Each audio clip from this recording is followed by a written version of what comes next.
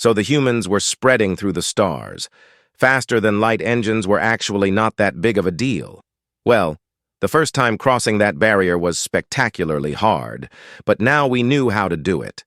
There were many, many stars that we visited. Turns out habitable planets and even planets with an ecosystem of life are not really rare. We found a lot of them just in our little sidearm of the galaxy, and our exploration ships are still out and about.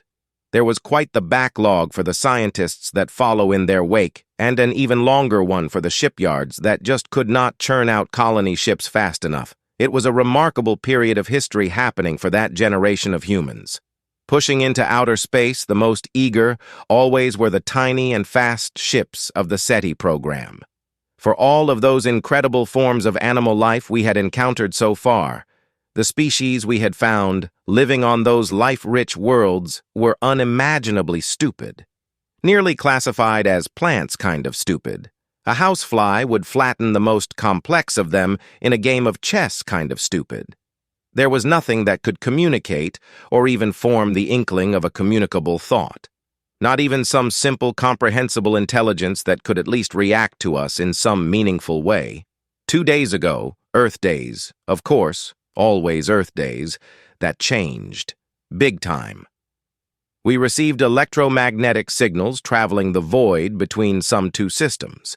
We found their source and sent every kind of greeting we could think of on the way there.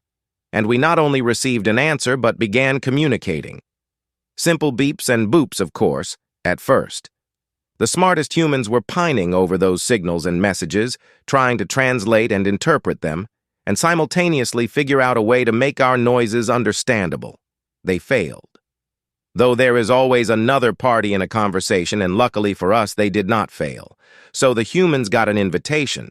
One human, a non-aggressive ship, and a specific location outside our known space, where they would await us. Since it sounded extremely risky and very much like a trap, it actually took a couple of seconds before the SETI program was utterly overwhelmed with applications by volunteers. One human was pronounced ambassador as quickly as possible to stem the madness, thrown into an exploration ship that was mostly automated and then slung into the general direction of our hopefully soon-to-be friends. Following these directives brought the exploration ship to an empty part of space, the nearest star light years away.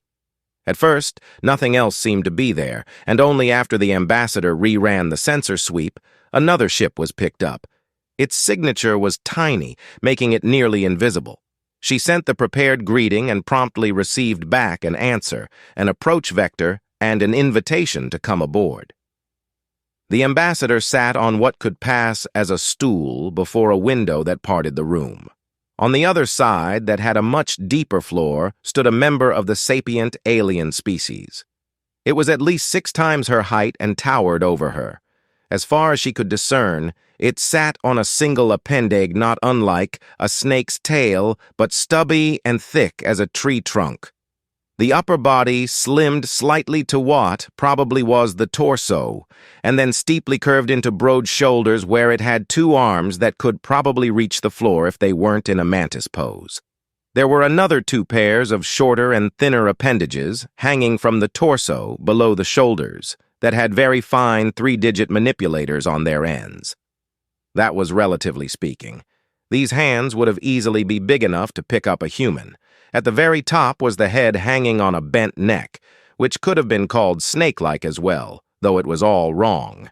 2 broad and flat, no visible mouth, and 2 pairs of fully black eyes on the sides. There was no way to tell if it was wearing clothes, the flat gray color entirely featureless, practically the same as the walls around her.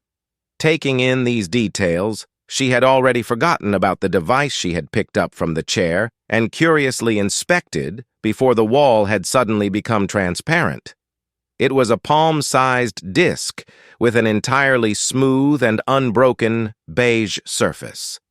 The material felt warm to the touch, though the significant weight made her believe it was made from metal. "Greetings!" An emotionless voice chirped from the unknown device that turned out to obviously be a translator. The voice did not fit the massive size of those aliens. It sounded more like a badly recorded child speaking with distorted blabber running in the background. At the same time, the alien behind the glass slowly turned its head to point its eyes at her in a gaze that felt like a stadium spotlight. She immediately forgot the standard welcome message she was supposed to deliver and replied while seemingly shrinking, "Hello? Your ship is mathematically incorrect," the device chirped. "My what? Your ship is mathematically incorrect." This was a strange start of relations, and that translator device might be useless altogether, but at least she managed to compose herself to begin anew and by protocol. "I am Ambassador Neil, and I am being sent to represent all humankind. I come with a message of peace and the will to establish a bond of friendship between our species and our worlds so that we may learn from each other and grow together in sharing our knowledge. In the... Why is it incorrect? Your ship?" She eyed the translator. After a brief moment, she spoke. "I do not understand your question about my ship. Why did you build it? Like this design? Your ship?" No movement from the alien being. Even if she could read its body language, there was no way to tell if it was curious, annoyed, or critical. The emotionless artificial voice did not help either, and was harder to understand through more of that background noise. What kind of question was that?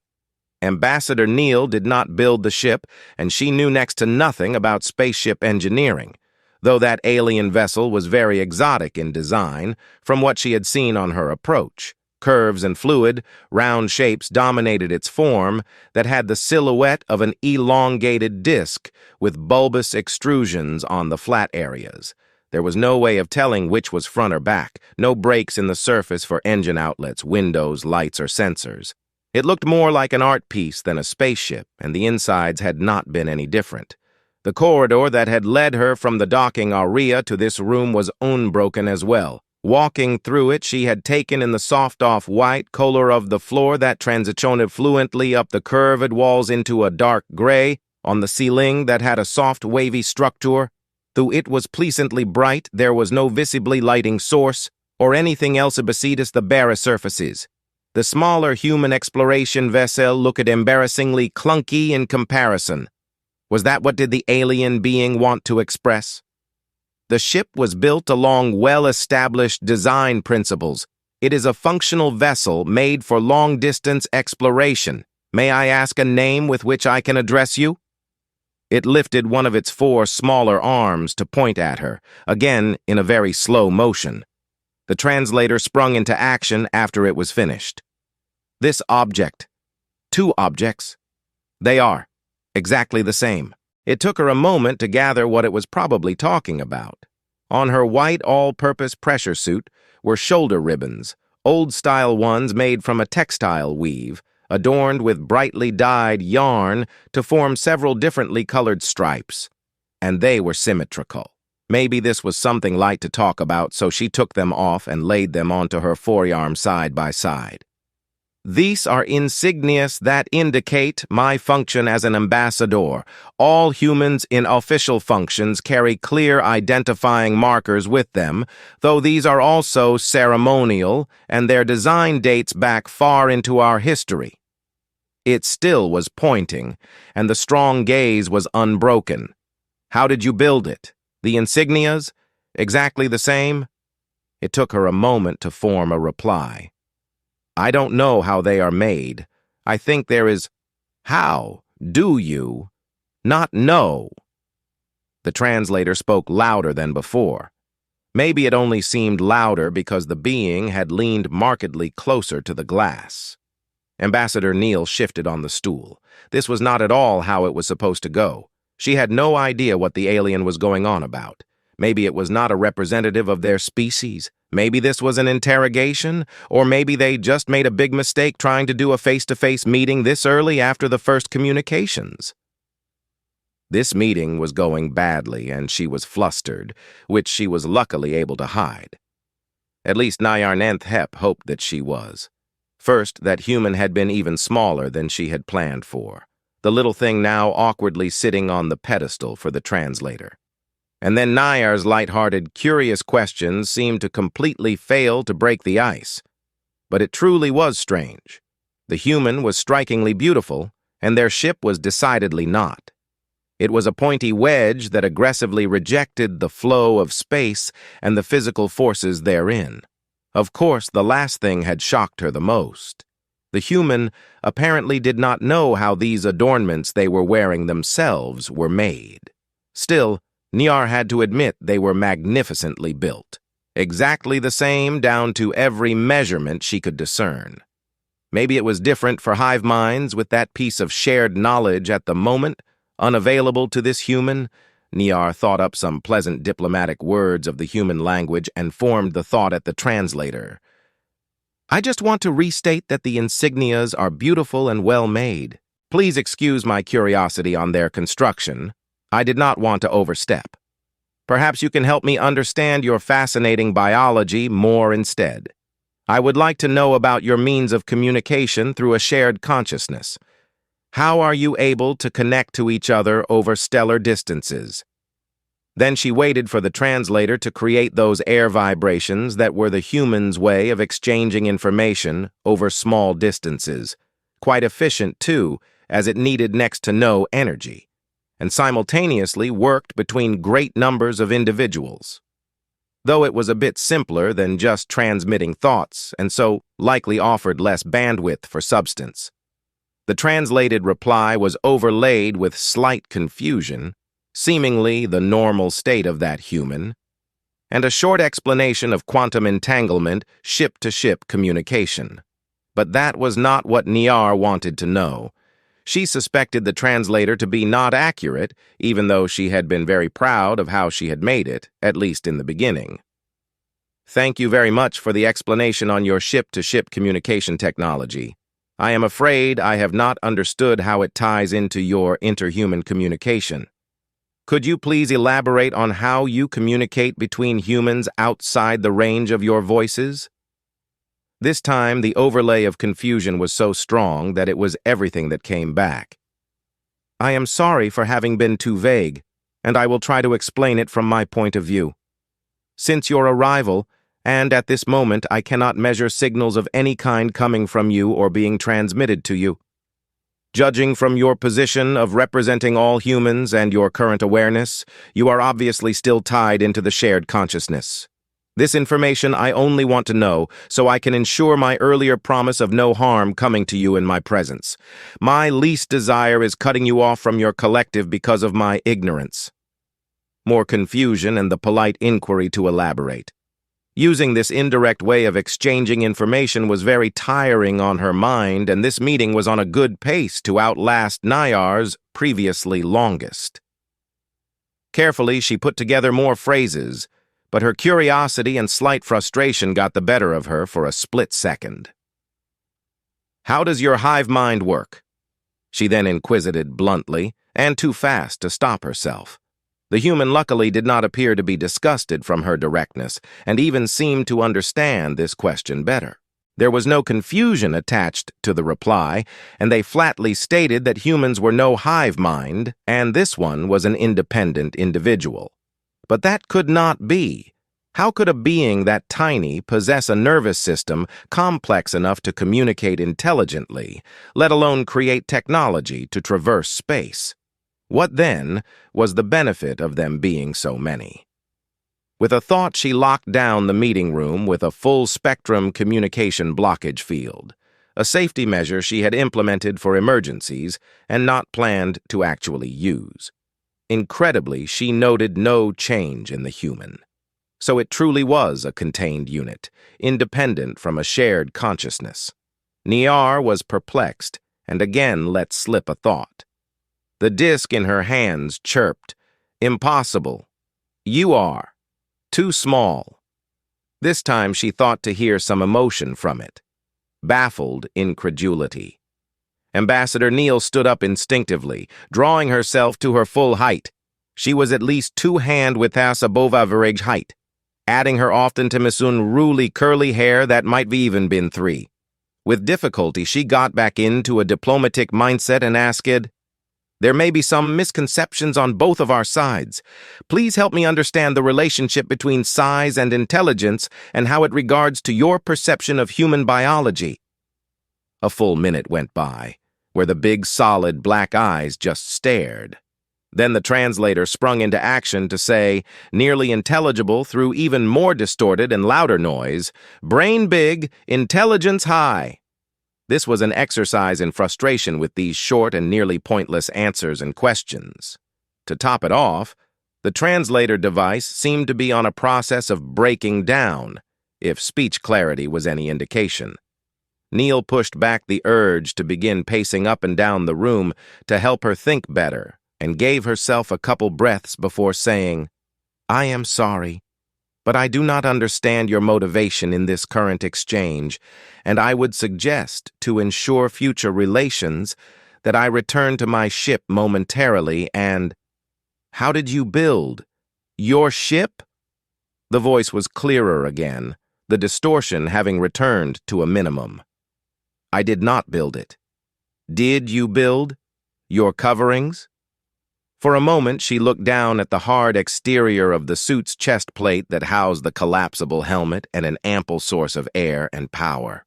Her whole body was covered in the segmented, semi-flexible suit, as that was made to fit her exactly. It definitely was her suit, but she did not make it. The same could be said of the ship she had come in. It had been modified to transport only her. She had the hazy beginning of a conclusion. "I did not build any of the equipment I have with me." She paused to take a breath. "Did you build your ship yourself?" What kind of question was that? How else was Niar supposed to travel through space?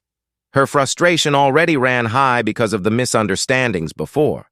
This was so very confusing, with the human clearly wearing protective apparel that fit their body and movements to seemingly optimal precision, and them claiming to not having built it. It obviously did not grow on a tree. Nayar was completely at a loss, and she could not wrap her mind around how anything worked with those humans. Coupled with that was her whole body beginning to ache because she was standing polite for so long. "Yes, I am the maker of my ship," she thought as a short answer. It even sounded wrong. Who else would make her ship? The prompt reply came overlaid with excitement, which she couldn't make sense of. The human now wanted to know if she had used her hands to make it. Nayar nearly twitched. She did not think the inquiry from before could be outdone, and now came this. What an utterly nonsensical question. "Yes," came in the clearest tone yet. Just so she could be absolutely sure, she added, "Do you have machines that build ships?" She saw more movement from it this time. It shifted and then turned its head to look at her with the other pair of eyes, though it was the same scrutinizing glare. "A machine cannot build." Now Neil could not stop herself from pacing anymore. The alien being was huge and more massive than any land creature on Earth. If size truly equated intelligence, and it was not only sapient, but able to build a spaceship and a fully functioning, albeit seemingly limited, interspecies translator by hand, the latter one a mere 2 days within first hearing of humans, it must be exceptionally intelligent and skilled in all types of crafts. Neil did not know how the ship worked she was using, someone else did. Well, there probably was no single person in the world that knew how all of its individual components operated in detail, so the humans actually were some type of hive mind in comparison. If this alien species had no complex machines, they had no computers. The implication was mind-boggling. She had millions of questions that went far beyond diplomatic purpose. Maybe the first step was to create some more understanding. The ambassador opened her hand that had unconsciously closed tight around the insignias she had taken off earlier. Carefully, she straightened them and laid them out on her forearm again. "These insignias were designed by several humans together, and they are exactly the same because they were built by a machine. The alien first shifted backwards and then slumped down to support its upper body onto the larger arms. It moved its head down onto her E-level and as close to the transparent wall as possible. Tell me, More.